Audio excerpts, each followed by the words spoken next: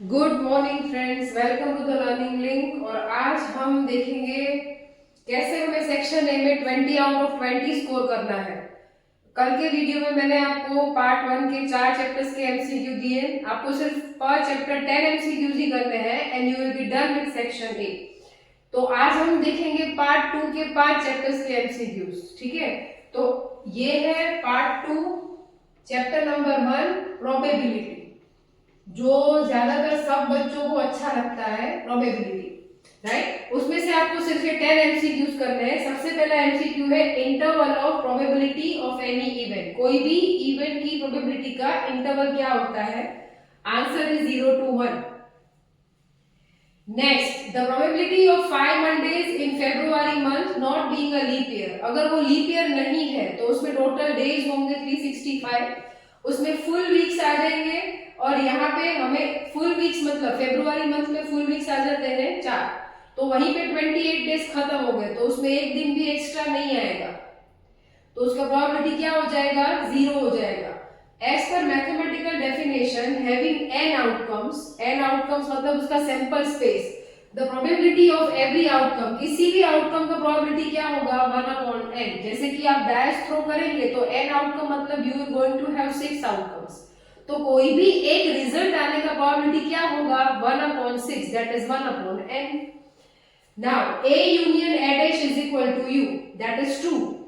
a और a dash का आप यूनियन लेंगे तो आपका सैंपल स्पेस u वापस आ जाएगा। Then a and a dash are which type of events? They are known as complementary event. दोनों का यूनियन u होता है, बट दोनों का इंटरसेक्शन अगर आप लेंगे तो 0। ये दोनों मैंने साथ रखे, उसका रीजन यही है, यूनियन u होगा वो कॉम्प्लीमेंट्री इवेंट बोला जाएगा, दोनों का इंटरसेक्शन अगर आप लेंगे तो वो 0 आएगा। Number of sample points for throwing a dice 3 times. आप 3 टाइम्स को एक डायस थ्रो करो या एक डायस को 3 बार थ्रो करो, उसके सैंपल पॉइंट्स क्या आते हैं? 6 cube. Next, the other name of mathematical definition of probability. Mathematical definition का दूसरा नाम क्या है? Classical definition. An example of infinite sample space. Sample space के दो टाइप्स होते हैं, we know it very well, finite and infinite. अब इनफाइनाइट सैंपल स्पेस का एग्जांपल हमें बताना है, तो that is a life of electric bulb. Next, special subset null set of sample space is known as which event? Special subset null set जो होता है ना, नल सेट, उसको इम्पॉसिबल इवेंट बोलते हैं, और स्पेशल सबसेट यू जो होता है ना, उसको श्योर इवेंट बोलते हैं, that is known as sure event. Next, the probability of getting multiple of 5 between 1 to 20। 1 से 20 के बीच में 5 का मल्टीपल चाहिए, तो आप बोलेंगे 5, 10, 15 and 20, 4 divide by 20, answer is 1/5। You are wrong. 1 to 20 के बीच में लेना है, मतलब 1 भी नहीं लेना है, 20 भी नहीं लेना है, तो आएंगे टोटल 18 नंबर्स। सो 2 से लेके 19 तक जाना है, तो मिलेगा सिर्फ 5, 10 और 15, तो हो जाएगा 3/18, आंसर आएगा 1/6। जाएगा नहीं। इसके बाद हमें देखना है random variable and normal distribution also. So next we have the MCQs of part 2 chapter 2 random variable and discrete probability distribution. इसमें से पूछे जाने वाले एमसीक्यूज में आईएमपी है example of discrete probability distribution. दो टाइप के डिस्ट्रीब्यूशन होते हैं, one is discrete, second is continuous. Discrete का एग्जांपल मैंने आपको बताया था जब हमने वन शॉट थ्योरी देखा था इस चैप्टर का। मेरी हर एक वन शॉट थियरी में ये सारे पॉइंट्स आपको मिल जाएंगे। उसमें से भी मैंने अपने एक्सपीरियंस के बेसिस पे आपके लिए 10 एमसीक्यूज यहाँ पे लिखे हैं। इतना करेंगे आपका सेक्शन में अटेम्प्ट हो जाएगा अच्छे से।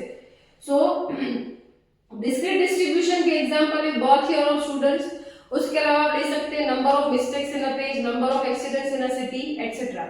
अब कंटिन्यूअस का एग्जांपल अगर पूछे, example of continuous probability distribution, that is height, weight, temperature, blood pressure, etc.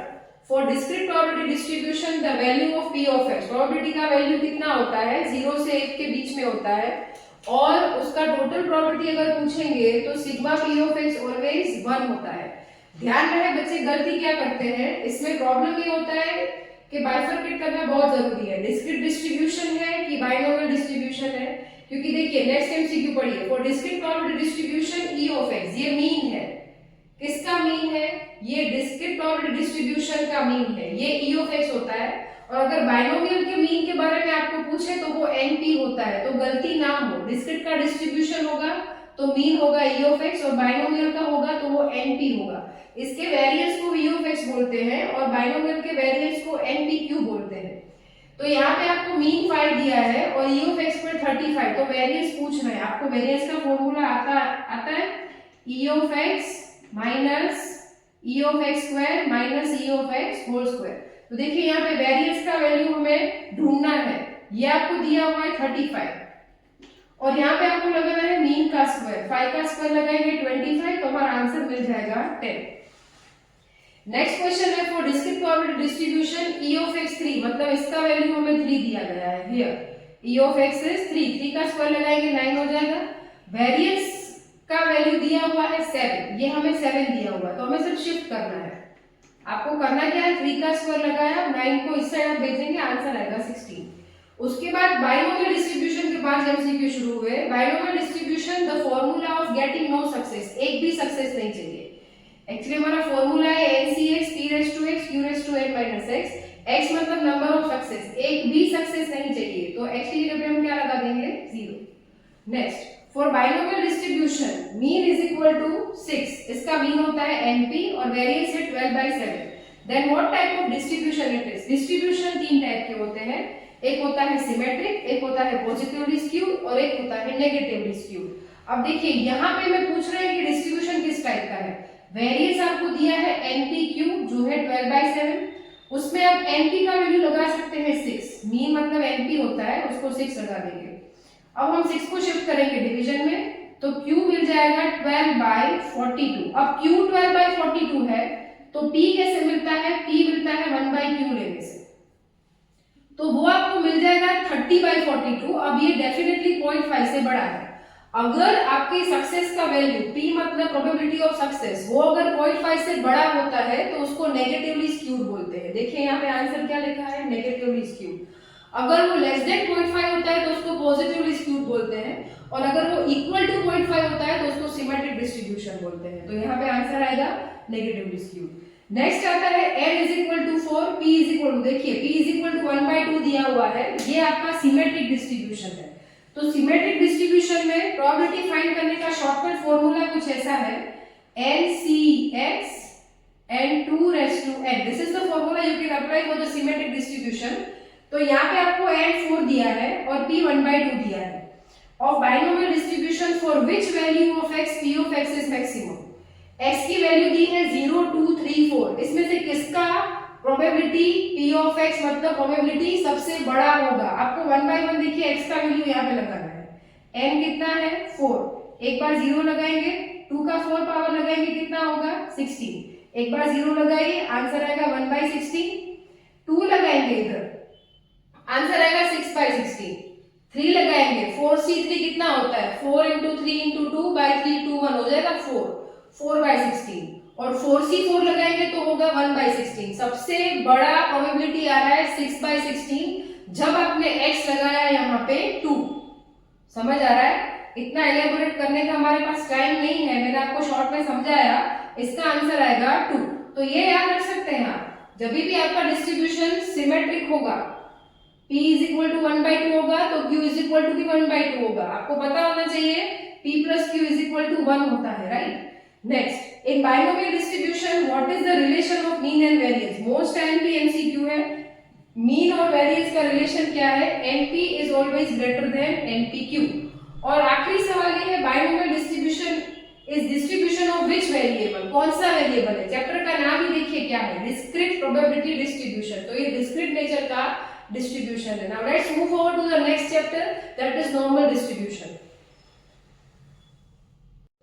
चलिए तो फाइनली हम आ गए हैं part 2 chapter number 3 that is normal distribution. इसके बाद हमारे 2 चैप्टर्स रह जाएंगे that is limit and derivative और differentiation.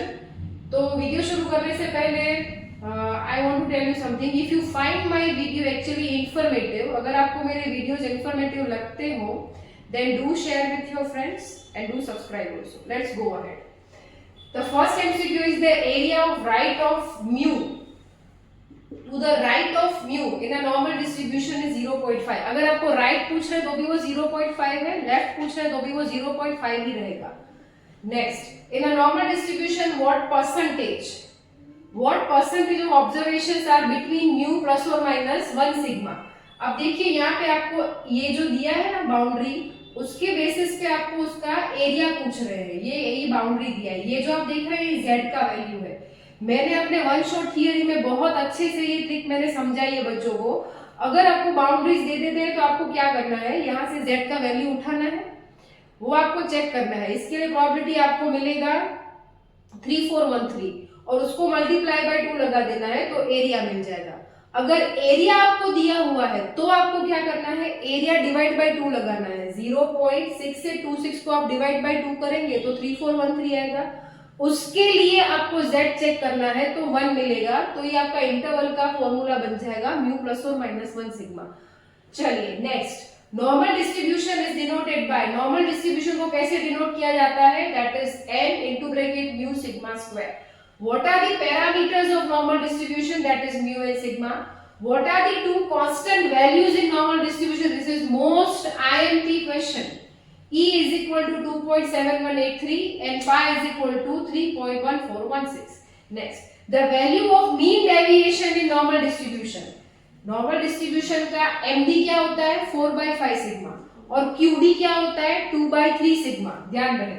Next, mean of normal distribution, मतलब ये म्यू दिया हुआ है आपको, mean of normal distribution, it means you are given mu here, ये आपको म्यू दिया है, ये आपको स्टैंडर्ड डेविएशन मीन सिग्मा दिया है, आपको Q3 पूछ रहे हैं, उसके लिए आपको Q3 का फॉर्मूला आना चाहिए, that is mu plus 0.675 sigma. इसमें आप म्यू का वैल्यू यहाँ लगाओ, स्टैंडर्ड डेविएशन सिग्मा यहाँ लगाओ, सॉल्व करो, आंसर 20 आएगा।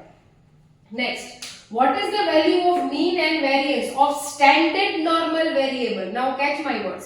Standard normal variable मतलब z होता है और normal variable मतलब x होता है। तो standard normal variable अगर पूछ रहे हैं तो उसका म्यू 0 हो जाएगा और सिग्मा स्क्वायर हो जाता है 1। Next, what is the interval of middle 99%? जैसे मैंने आपको यहाँ पे समझाया था, ये लोग आपको एरिया बता रहे हैं, ये देखिए ऐसे कैसे 6 से 26 बताया था, तो यहाँ पे आपको मिडल 99% बता रहे हैं, तो कैसे समझाया था मैंने, इसको डिवाइड बाय 2 लगाना है, उसके लिए आपको z चेक करना है, तो आंसर आएगा म्यू प्लस और माइनस 2.575 सिग्मा। और ऐसे ही लास्ट में नॉर्मल डिस्ट्रीब्यूशन n, ये देखिए अभी हमने यहाँ पे देखा था, ये जो आप 20 देख रहे हैं ना, ये म्यू का वैल्यू है, और ये जो आप देख रहे हैं ये सिग्मा स्क्वायर है, मतलब सिग्मा हो जाएगा 2। ध्यान रहे, that is not sigma, that is not standard deviation, आपको इसका रूट निकालना पड़ेगा। देन इंटरवल ऑफ मिडल 99.73, वापस आपको इसका बाउंड्री बताना है, मिडल 99.73 का बाउंड्री बताना है, और उसमें आपको म्यू का वैल्यू 20 और सिग्मा स्क्वायर और सिग्मा का वैल्यू 2 लगाएंगे तो आंसर आएगा 14 से 26।